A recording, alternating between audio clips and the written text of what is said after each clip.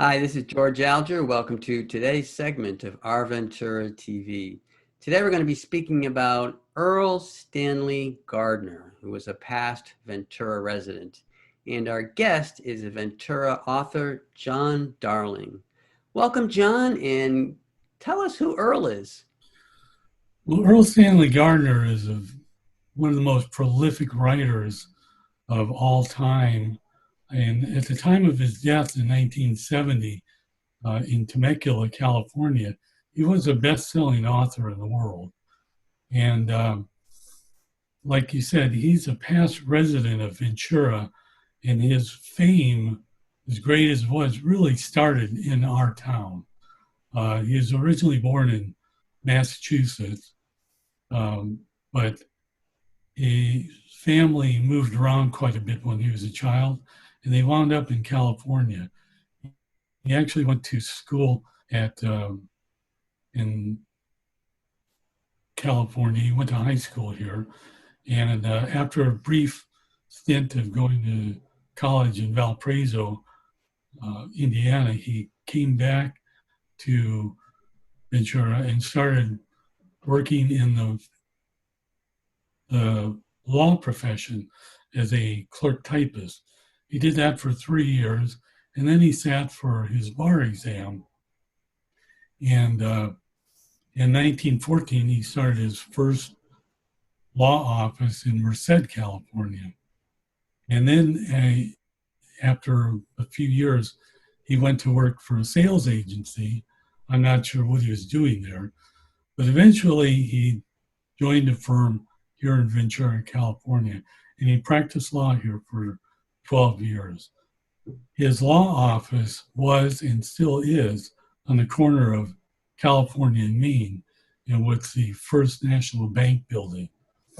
And every day that he had a case, he would go downstairs and walk up California Street to what was then the county courthouse, or maybe it was the city courthouse, and which is now City Hall, and he would present his cases.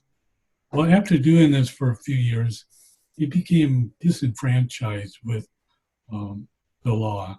He started losing interest in it, and so he started writing pulp fiction, and he was quite good at it. He sold articles to magazines all over the country. And John, just to hold you there for a moment, for those who might not be familiar with the term pulp fiction, can you describe what that is? Well, pulp fiction is a type of fiction that's very dark. It's been described as noir, N-O-I-R, detective type fiction. A lot of characters you see on TV nowadays are taken right out of the pulp fiction era. So it's mostly mystery, detective, murders, kidnappings, things of that nature. And so he started writing pulp fiction under the pen name of A.A. Fair.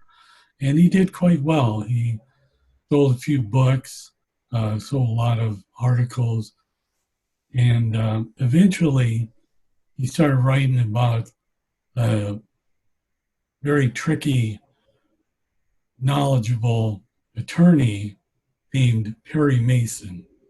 And that's a name that probably everyone knows.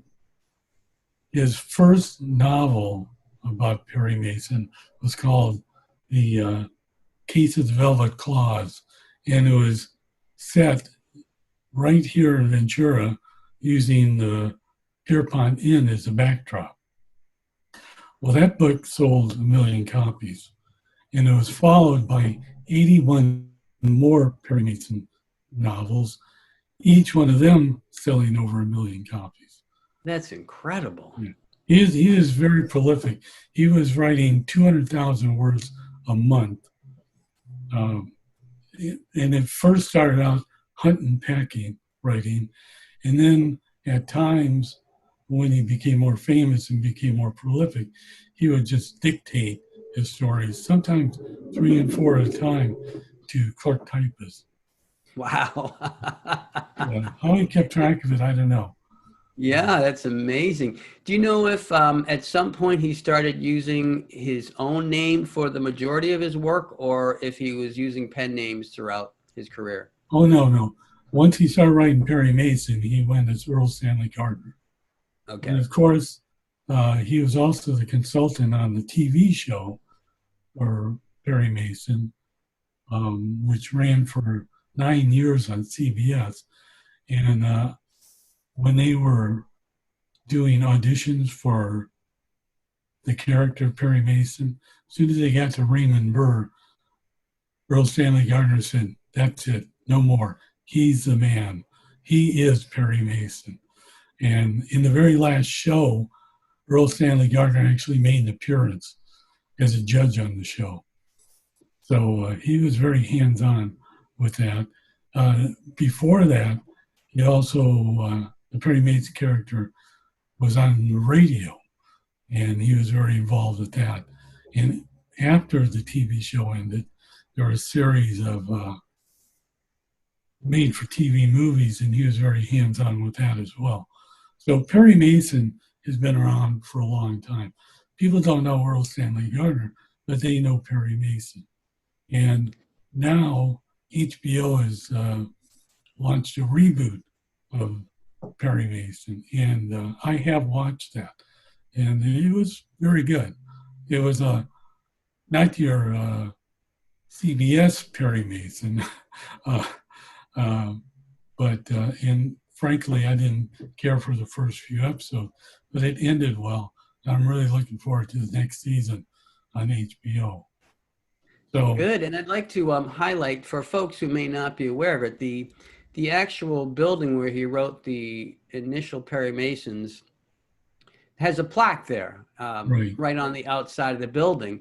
And, probably so many folks have walked by it, and some may have observed it and some may have read it, but many may not, So at any time, anyone can go there and see that plaque that honors him.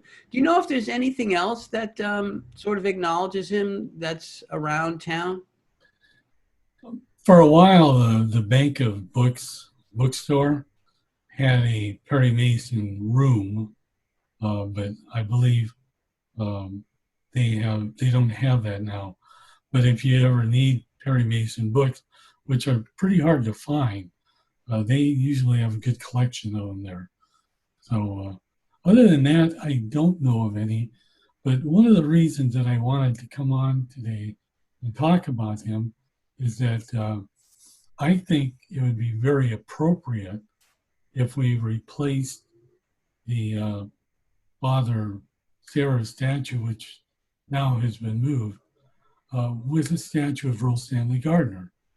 He's very famous, well known. He practiced law in the courthouse, which is now City Hall. He walked past the very place where the statue would be every day that he did practice law in the City Hall. And I think that it'd be very good to have a statue of him in that place. And having a statue of a writer, especially a very famous writer, you don't get into the controversy of having a religious character uh, or a political character. You just have an author. And I don't think you'd see as much controversy with an author's statue up there as you would if you had political or a religious figure. So, that's one of the things that I wanted to come on and talk about today. Yeah, very good. And do you happen to know if there are any other statues for him? I mean, being that he's so famous, it's possible, but I'm just wondering if you might know about that. I don't know of any other thing outside of the plaque on the building on California and Main, which used to be called the Old Stanley Gardner building. I don't think it's called that anymore. As a matter of fact, I don't believe there used to be a plaque there that said the Earl Stanley Gardner building, but I believe that has been removed for some reason. Um, But outside of that, I don't think there's any acknowledgement that he practiced law here. His most famous character was born here. And being an author, believe me, when you create a character, you that character is born out of your mind, wherever it may be. But he got his start here in Ventura. And I think it'd be really nice if the city acknowledged his fame and his work by placing a statue of him outside of City Hall. Very good. All right. Well, we're out of time here. John, I wonder if you have a summating message you might want to sneak in here real quickly. Well, actually, I think I made my case for the statue very well. I think so. All right.